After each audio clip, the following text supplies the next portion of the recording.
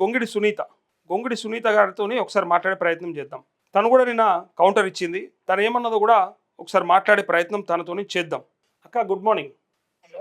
అక్క good morning. Naresh మాట్లాడుతున్నా live నుంచి, జర్నలిస్ట్, చెప్పండి. Leader TV. నిన్న మీరు కౌంటర్ ఇచ్చిండ్రు, చూసినాం అందరం కూడా. సో తను అసలు భారత జాగృతిగా మార్చడమే ఇష్టం లేకుండే, భారత రాష్ట్ర సమితిగా మార్చడం ఇష్టం లేకుండే అన్నటువంటి మాటల్ని సరే సోషల్ మీడియాలో అన్ని ప్రూఫ్స్ ఉన్నాయి, అన్ని చూపిస్తా ఉన్నారు. ఆ రోజు తనే హారతి ఇచ్చినట్టు, తనే మాట్లాడినట్టు.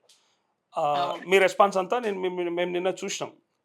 యాక్చువల్గా ఇది ఎవరికి ఇబ్బంది జరగబోతా ఉంది? మరి నిజంగానే బీఆర్ఎస్ పని కథం అయిపోయిందా ఇక? అంటే బీఆర్ఎస్ పని కథం ఎందుకు అవుతుందండి? బీఆర్ఎస్ ని తెలంగాణ ప్రజలు గుండెల్లో పెట్టుకుని ఉన్నారు. బీఆర్ఎస్ కి 60 లక్షల మంది ఫ్యామిలీ మెంబర్స్ ఉన్నారు. మొత్తం పత్రికలలో ఇవాళ ఎట్లా అట్లాంటప్పుడు వచ్చిందంటే, అన్ని పత్రికలలో అంటే సోకాల్డ్ ఇక కాంగ్రెస్కో లేకపోతే కవితకో సపోర్ట్ చేసే పత్రికలలో ఇంకా ఇప్పటి నుంచి మొదలైపోయింది. తను వ్యక్తిగా బయటకు వెళ్ళి శక్తిగా రాబోతుంది. సో భవిష్యత్తులో బీఆర్ఎస్ ఉండదు అన్నట్టుగా తను రాస్తుంది. వ్యక్తిగా బయటకు వెళ్ళి శక్తిగా మారితే మాకు వచ్చే ఇబ్బంది ఏం లేదు. కానీ ఒక్క మాట మీకు స్పష్టంగా చెప్పదలుచుకున్నాను. బీఆర్ఎస్ తెలంగాణ జాగృతి అనే సంస్థ నడిచింది అంటే టీఆర్ఎస్ పార్టీ మద్దతుతో నడిచింది. తన జాగృతి సంస్థ ద్వారా ఎక్కడ ఏ ఈవెంట్ పెట్టుకొని ఏ కార్యక్రమాలు పెట్టుకున్నా టీఆర్ఎస్ పార్టీ సపోర్ట్ చేసి అది సక్సెస్ అయ్యేటట్టుగా చేసింది. ఇండివిజువల్ గా జాగృతి సంస్థగా సక్సెస్ అవ్వలే, ఏ ప్రోగ్రామ్ కూడా సక్సెస్ అవ్వలేదు. ఇంకొక కామెంట్ కూడా ఉంది. కేసీఆర్ గారి ఆలోచనలోంచే పుట్టింది జాగృతి అని కూడా తనే చెప్పింది. ఆ వీడియో బయట కూడా ప్లే అవుతుంది ఇవాళ. ఇప్పుడు కేసీఆర్ గారు ఆలోచించి జాగృతి పుట్టింది, కేసీఆర్ గారు చెప్తేనే మీరు జాగృతి పెట్టుకున్నారు, దాని గురించి పని చేసినారు, బాగుంది, మీకు గౌరవం కూడా పెరిగింది దాని వల్ల. కేసీఆర్ కూతురుగా కాకుండా జాగృతి అధ్యక్షురాలుగా మీకంటూ సెల్ఫ్ ఐడెంటిటీ తెచ్చుకున్నారు కవిత గారు. మరి ఆ తర్వాత జరిగిన పరిణామంలో ఇప్పుడు మాట్లాడడం అనేది తప్పు. తన పార్టీలో ఉండగానే తనకున్నంత చనువు ఎవరికి లేదు. వాస్తవంగా చెప్పాలంటే కేటీఆర్ కూడా కవిత మాట్లాడినంత చనువుగా మాట్లాడరు. మరి అట్లాంటప్పుడు కవిత గారు ఆ రోజే టీఆర్ఎస్ ని బీఆర్ఎస్ గా మార్చకండి అని ఆ రోజు అడ్వైస్ చేయవలసి ఉంది. ఏమంటారు, నేను చెప్తే వినలేదు, నాకు స్వేచ్ఛ లేదని చెప్తారు. స్వేచ్ఛ లేకపోతే చాలా మందికి వారు ఎమ్మెల్యే టికెట్లు కూడా ఇప్పించుకున్నారు. వాళ్ళు అనుకున్న వాళ్ళకి పదవులు ఇప్పించుకున్నారు. మరి అవన్నీ కుదిరినప్పుడు ఈ ఒక్క విషయాన్ని ఆ రోజు చెప్పాల్సిన విషయాన్ని ఈ రోజు కౌన్సిల్ లో చెప్పాల్సిన అవసరం లేదనేది మా ఉద్దేశం. బీఆర్ఎస్ పార్టీ మీటింగ్ లోనే కొట్లాడు బీఆర్ఎస్ పార్టీకి వ్యతిరేకంగాను బయట మాట్లాడు గానీ దాన్ని కౌన్సిల్ లో మాట్లాడాల్సిన పని ఉన్నది. కౌన్సిల్ అట్లా మాట్లాడించే అవకాశం ఇచ్చారు. అంటే ప్రజా సమస్యలు మాట్లాడదామంటేనేమో మాట్లాడారు. ఎవరైనా ఆరుస్తారా, తీరుస్తారా? 100% వెనకాల రేవంత్ రెడ్డి నడిపిస్తున్నాడు.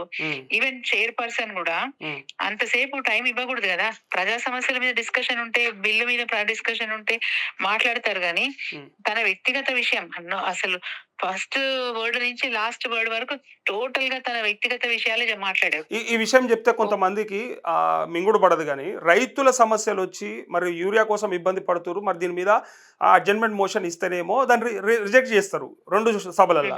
బట్ కవిత పర్సనల్ మ్యాటర్ మాత్రం ఎంతనే చెప్పుకోవచ్చు, సొంత పురాణం ఎంతనే చెప్పుకోవచ్చు. అంత టైం తీసుకుంటే ఎట్లా టైం ఇచ్చినారు? Because it's all planned drama. వాళ్ళు ఆమెకి ముందే ఏది నువ్వు ఇలా మాట్లాడు, నీకు కావాల్సినంత టైం ఇస్తాం, ఇట్లా నువ్వు బయటికి రా అని చెప్పి. ఇప్పుడు కవిత గారు చిత్తశుద్ధి ఉండి నిజంగా కూడా కవిత గారు నాకు బీఆర్ఎస్ పార్టీ ఇచ్చిన ఎమ్మెల్సీ పదవి ఇష్టం లేదని రాజీనామా చేసినప్పుడు యాక్సెప్ట్ కాకపోయినా మీరు అటెండ్ కావద్దు కదా. మీ మనసులో మీరు రిజైన్ చేసేసినారు, అయిపోయింది. మీరు మనస్ఫూర్తిగా రిజైన్ చేసి ఉంటే మీరు అటెండే కావద్దు. స్పీకర్ ఫార్మాట్లు ఇచ్చేసిన అని చెప్పింది ఆ రోజు. స్పీకర్ ఫార్మాట్లు ఇచ్చినాక హౌ డు యు గో? మీరు సింపుల్ గా వారికి ఛాంబర్ కి వెళ్ళి అడగండి, నాకు యాక్సెప్ట్ చేయండి అని అడగండి తప్ప మీరు ఏది కౌన్సిల్ కి వెళ్ళేసి బీఆర్ఎస్ పార్టీని డ్యామేజ్ చేయడం, కేసీఆర్ ని డ్యామేజ్ చేయడం, పరుషజాలం వాడడం, రేవంత్ రెడ్డి గారి భాష ఆమె కూడా వాడుతుంది. దీన్ని బట్టి ఏమర్థం అవుతుంది మనకు? ఓకే, ఇప్పుడు మీరు కూడా అంటే ఇబ్బంది అయితే లేదా మీకు? అంటే అటు బాస్ కూతురు, ఇటు బాస్, మీరు ఎటువైపు? అంటే ఒకటి చెప్పనండి, 2001 నుంచి పార్టీ పెట్టినప్పటి నుంచి కేసీఆర్ గారికి ఇబ్బందులు వస్తూనే ఉన్నాయి. అట్లాంటి చాలా చూసాడు, అందరం చూస్తున్నాం. ఇంకా కొంచెం పెద్ద ఇబ్బంది. మేము క్రాస్ చేస్తాం, ప్రాబ్లం ఏం లేదు, క్రాస్ చేస్తాం. మా పార్టీని ఇంకా పటిష్టంగా ఎట్లా చేయాలని చేస్తాం. ఒక్కటే, తను బెదిరించినట్టు మేము బెదిరియాలంటే ఒక్కటే మాట మీకు చెప్పదలుచుకున్నా అండి. ఈ రోజు కూడా తను యాత్రలు చేస్తా ఉంది ఏది జిల్లాలలో. అవును, ఏదో బాట అని పెట్టి కార్యక్రమం చేస్తాం. కేసీఆర్ గారిని ఇట్లే విమర్శించుకుంటూ ఉమ్. మా పార్టీ నాయకులను ఇట్లా ఇప్పుడు మొన్న మహబూబ్ నగర్ పోతే సింగిరెడ్డి రెడ్డి గారితో గురించి మాట్లాడారు. జగదీష్ రెడ్డి సూర్యాపేటకు వస్తే జగదీష్ రెడ్డి గారి గురించి మాట్లాడుతున్నారు. ఉమ్. ఎక్కడ పోయినా పార్టీని డ్యామేజ్ చేసే ప్రయత్నమే చేస్తున్నారు వాళ్ళు. ఉమ్. మేము అవినీతి జరగలేదు మా పాలనలో అంటే అవినీతి జరిగిందని చెప్తున్నారు వాళ్ళు. ఉమ్. ఉమ్. అంటే కంప్లీట్ గా మా లీడర్లను మా పార్టీని డ్యామేజ్ చేయడానికి తను ప్రయత్నం చేస్తుంది. ఉమ్. ఇదే సాగితే మేము గట్టిగా కన్నెర చేసినాం అనుకోండి, ఉమ్. మా బాసే కన్నెర చేసినారు అనుకోండి, కోపం వచ్చి కదా సస్పెండ్ చేసినారు. ఆ. నువ్వు ఇట్లనే చేస్తా ఉంటే రేపు మాకు ఆదేశాలు ఇస్తే ఎక్కడికక్కడ ఆమె కార్యక్రమాల దగ్గర మా టీఆర్ఎస్ పార్టీ బీఆర్ఎస్ పార్టీ నినాదాలు ఇచ్చి నిరసన వ్యక్తం చేశారు అనుకోండి, ఏం జరుగుతుంది? ఇస్తాడా ఆదేశాలు ఇవ్వొచ్చా కన్న కూతురు పైన మీ అందరి కోసం? ఇప్పుడు ఏదైనా సరే లిమిట్ దాటిపోతున్నప్పుడు ఉమ్. కంట్రోల్ చేయాల్సిన అవసరం ఉంటది. ఉమ్.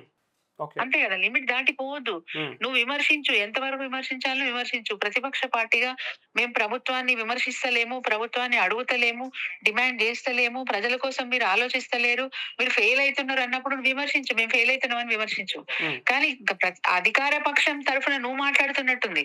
ఉమ్. ఉమ్. కవిత గారు అధికార పక్షం తరఫున మాట్లాడుతున్నట్టుంది. ఓకే. బీఆర్ఎస్ పార్టీ అది చేయలేదు ఇది చేయలేదు, నేను బాధపడుతున్నా, ఆ పార్టీలో ఉన్నందుకు బాధపడుతున్నా, నన్ను క్షమించమని అడుగుతున్నా. ఉమ్. ఓకే. ఎంత ఘోరంగా బీఆర్ఎస్ పార్టీని డ్యామేజ్ చేసే ప్రయత్నం చేస్తా ఉన్నారు. నాకు వాయిస్ లేకుండా అని చెప్తారు. ఎందుకు వాయిస్ లేదు? తనకు వాయిస్ ఎందుకు లేదండి? ఉమ్. తను చెప్పినట్టు కేసీఆర్ గారు తను ఏ సలహా, తను ఏ సూచన ఇచ్చినా దాన్ని తీసుకుంటుండే. ఉమ్. ఏదైనా చేయలేని ఉంటే వారికి ఎక్స్ప్లెయిన్ చేస్తుండే, ఇది కాదు ఇట్లా చేయలేము దీంతో కాదని. ఉమ్. ఉమ్. సరే అండి, ఇప్పుడు ఒక మాట అంటే తెలంగాణ ప్రజల తరపు నుంచి అడుగుతున్నటువంటి ఒక ప్రశ్న, ఒక జర్నలిస్ట్ గా, సరే అది కుటుంబ పంచాయతీ, ఆస్తుల పంచాయతీ, అది ఏదన్నా అయి ఉండని, వాళ్ళు సరే మీ పార్టీకి సంబంధించింది కాబట్టి మీరు ఏమన్నా అనుకోండి, కానీ ప్రజలకు సంబంధించినటువంటి రెండు అంశాలు ముఖ్యంగా, ఒకటి అవినీతి జరిగిందని తను బాగా మాట్లాడుతూ ఉంది. సో ప్రతి విషయంలో కూడా ఇగో ఈ పలానా చోట చివరికి అమరవీరుల స్తూపం కడితే దాంట్లో కూడా కమిషన్లకు కక్కుర్తిపడ్డారని చెప్పి అనడం పట్ల మేమందరం ఏమంటామంటే, డామేజింగ్ స్టేట్మెంట్స్ ఇవ్వాలని చెప్పి కంకణం కట్టుకొని మాట్లాడుతుంది తప్ప అంతేనా? అవినీతి జరగలేదా? లేదు, నిజాలు లేవు. నిజాలు ఉంటే బయటకు తెమ్మనండి. ఊరికే ఆరోపణలు చేసి వదిలిపెట్టడం కాదు. దాని దగ్గర ఏమైనా సాక్ష్యాలు ఉంటే బయటకు తీసుకురమ్మని చెప్పండి. ఊరికి అట్లా నిందలు వేసేసి పార్టీని డిస్టర్బ్ చేయాలని, పార్టీ నాయకులను డిస్టర్బ్ చేయాలని, ఇది పొలిటికల్ డ్రామా. ఆయన ఏదో పొలిటికల్ డైవర్షన్ చేశారు కదా రవీంద్ర రెడ్డి, మరి ఆయనకు సపోర్ట్ గా చేస్తున్నట్టే అనిపిస్తుంది మాకు. సో మాకైతే అవినీతి జరగలేదని చెప్పదలుచుకోరు బీఆర్ఎస్ 100% అవినీతి జరగలేదు. మీరు ఈడీ కేసులు పెట్టినారు, సిబిఐ ఎంక్వైరీలు చేసినారు, రకరకాలు చేస్తుంది ప్రభుత్వం. కక్ష సాధింపులు అనేకం చేస్తా ఉంది. ఒక్కటన్నా ప్రూవ్ చేయగలిగినా, ఒక్కటన్నా బయటకు తీయగలిగినా ఈ రోజు వరకు? ఓకే. సో ఇదొకటి. ఇంకొక క్వశ్చన్ ఉంది.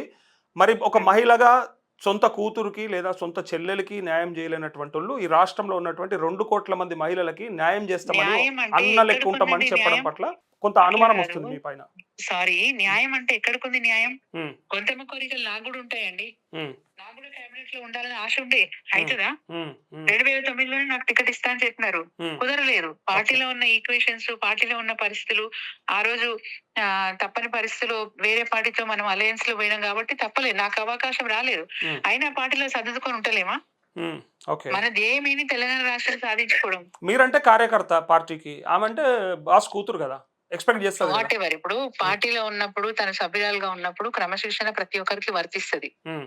అందుకే కదా తను ఎన్ని తప్పులు కేసీఆర్ గారు కడుపులో పెట్టుకొని వచ్చినారు. పార్టీ కూడా ఎప్పటికప్పుడు కేసీఆర్ కూతురు కదా అని చెప్పి కడుపులో పెట్టుకొని భరించుకుంటూ వచ్చినారు. ఒక స్థాయి మించిపోయిన తర్వాత, చెట్టే రేపు కూలిపోయే పరిస్థితి వచ్చింది అన్న తర్వాత తప్పకుండా చెట్టును కాపాడుకునే బాధ్యత ప్రతి కార్యకర్త మీద ఉంటదండి.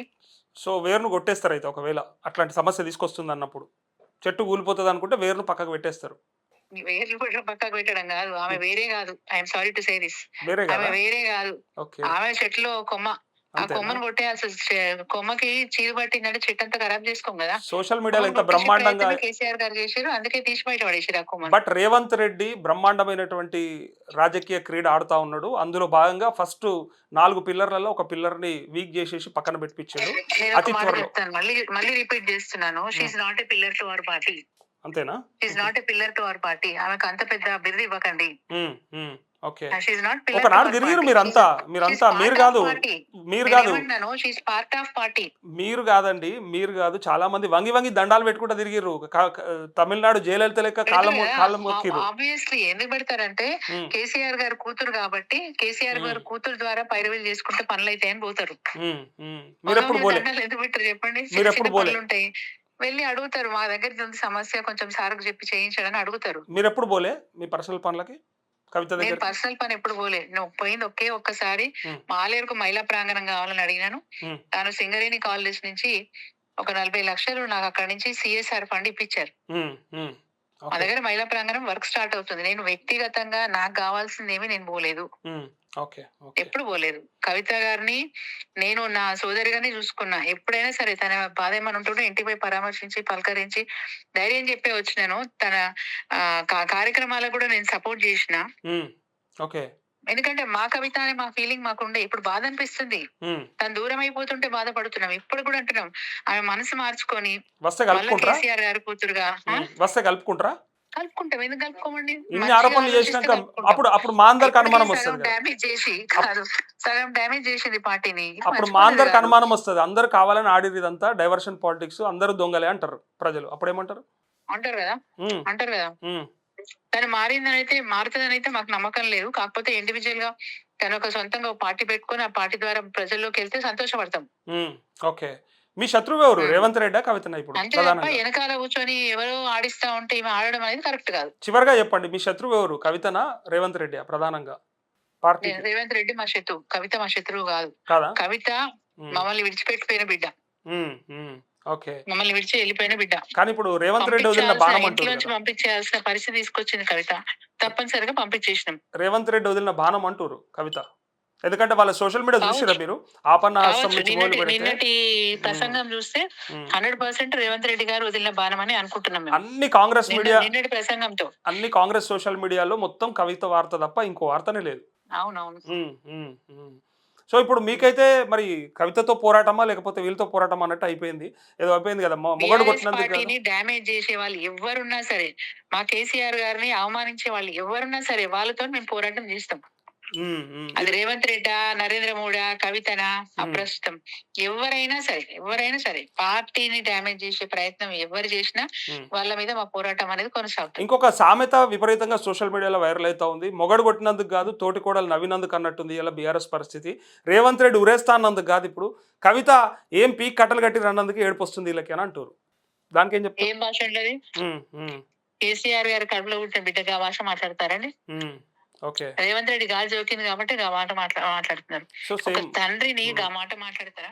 హ్మ్. హ్మ్. మానసికంగా ఆయన ఎంత క్షోభకు గురి చేస్తుంది? ఓకే.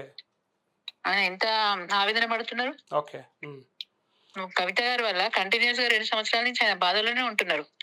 అసలు అంతకు మించిన ఒకటి అవమానమే ఆమెకు లేదు. సంబంధం ఉన్నా లేకున్నా లిక్కర్ కేసులో జైలుకి పోవడం పెద్ద బాధ. పెద్ద షాక్ ఆయనకి. అదే. అంతకు మించిన అవమానమే 5 లేదు నెలలు యాక్చువల్‌గా. బిడ్డలుండడం అదో పెద్ద ఆవేదన ఆయనకి. హ్మ్. దాన్ని మించిన బయటకొచ్చిన అవమానమే లేదు. తర్వాత హ్మ్. బయటకొచ్చిన తర్వాత గూడా తను ఏమాత్రం గ్యాప్ తీసుకోకుండా నన్ను పట్టించుకోలేదని హ్మ్. అట్లా హ్మ్. కొన్ని రోజులు బాధపెట్టిర్రు. నా లెటర్ లీక్ అయిందని కొన్ని రోజులు బాధపెట్టిర్రు. హ్మ్. హ్మ్. బయటికెళ్ళిపోయి అందరూ సార్ చుట్టూ దయ్యాలున్నాయని మాట్లాడారు. సార్ అంతా ఏది శక్తి లేని వ్యక్తా? 30 ఏండ్ల గుర్తుపట్టుకోడా? నుంచి తన పక్కన దయ్యాలున్నాయా, భూతాలున్నాయా గుర్తుపట్టుకోడా? ఇలా కొత్తగా నువ్వు చెప్పడం ఏంది? నిన్నటి వరకు పార్టీలో ఉన్నప్పుడు హ్మ్. మీరు సార్‌తోని మంచిగానే ఉన్నారు. సార్‌తో అన్ని విషయాలు చెప్పుకొచ్చిర్రు. అన్ని విషయాలు చెప్పినప్పుడు ఆ రోజు ఎందుకు చెప్పలే వీళ్ళు దయ్యాలని? 30 ఏండ్ల నుంచి మా చిన్నతనం నుంచి కేసీఆర్‌ని చూస్తున్నాం గదా! ఆయనకి ఈ లిక్కర్ కేసులో వాళ్ళ కూతురు జైలుకి పోయినంత అవమానం అసలు ఇంకెప్పుడు ఆయన జీవితంలో అసలు అట్లాంటి అవమానాన్ని చూడలేదు. దాన్ని మించిన అవమానమే లేదు అవును. లెక్కకైతే. హ్మ్. ఆ! వాస్తవం. హ్మ్. హ్మ్. దాన్ని మించిన అవమానమే లేదు. హ్మ్. ఓకే. ఓకే అండి. Thank you.